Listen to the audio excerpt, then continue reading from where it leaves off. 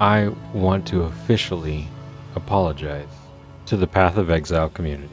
While you were optimizing your Atlas strategies and sweating out tier 16s, I got this. In the campaign, while drinking my lukewarm coffee, on a build with only 2.5 buttons.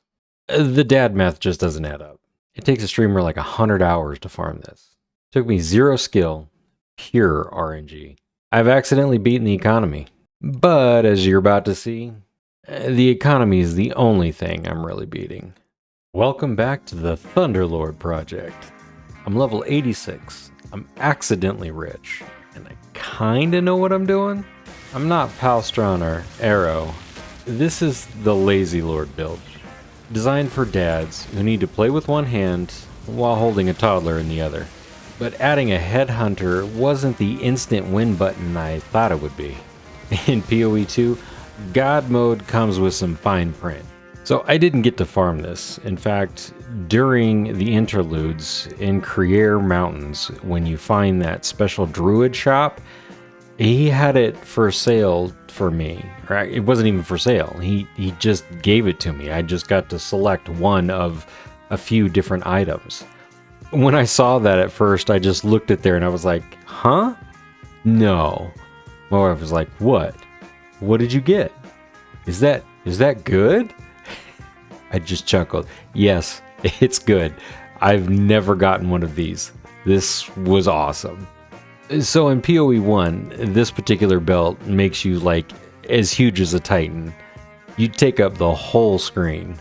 But in PoE 2, they decided to make it so you stay the same size.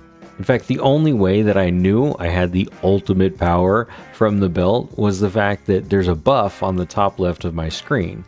The number increases for each different buff I get from elites, and then the timer resets every time I kill an elite. So theoretically, you can keep the buff up for an entire map. It's the most dad gamer thing I've ever seen. I've got a Ferrari inside a go-kart. So the core gameplay doesn't really change a whole lot. By adding Spellslinger, just like Blasphemy, I've automated something that just makes my life easier.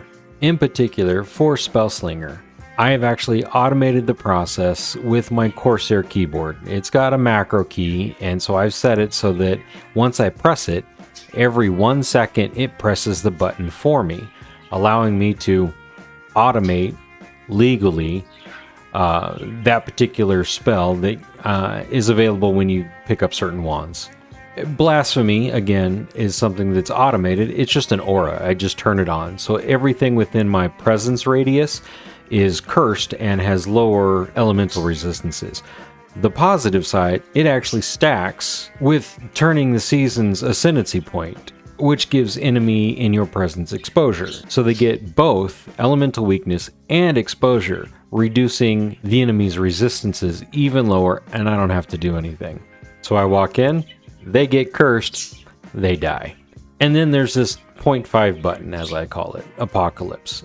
Absolutely awesome skill. When the skill's on your bar, it's kind of grayed out. As it charges, you'll see the button kind of light up with a glowing white outer rim, and then once it's available to cast, the whole button itself will kind of light up, allowing you to know it's ready to be pressed. That's why I consider it a 0.5 skill. I'm not spamming it all the time, but it is nice to be able to add to my rotation. It's absolutely beautiful. I want to specifically talk about a couple of the ascendancy points that I got later on. My third and fourth set of ascendancy points. Druidic Champion and Furious Wellspring.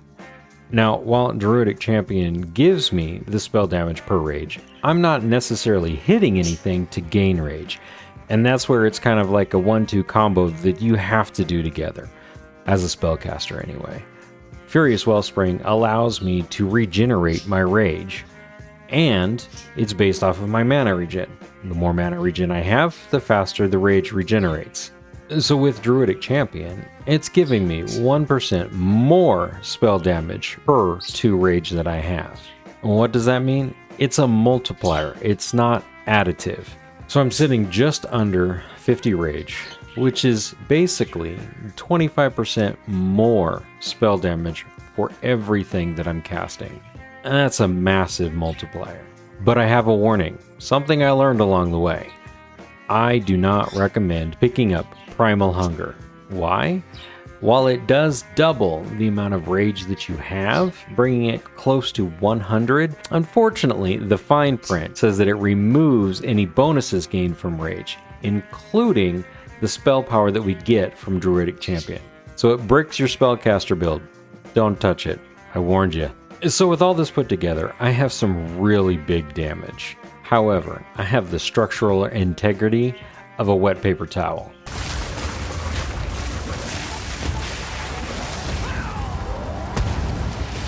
Headhunter does give me buffs, but it doesn't give me defense. It's definitely a win more item, but right now I'm kind of dying more. I could sell this for a fortune of divines, but I'm not going to. It's an investment that keeps growing. As my build gets better, so does it. So I'm going to force this square peg in this round hole. Next episode, let's go over some thoughts on fixing my defenses. I don't really care if we have to put a bucket on my head. We're going to make ThunderLord immortal. Subscribe to see if I regret this. See you in the next one.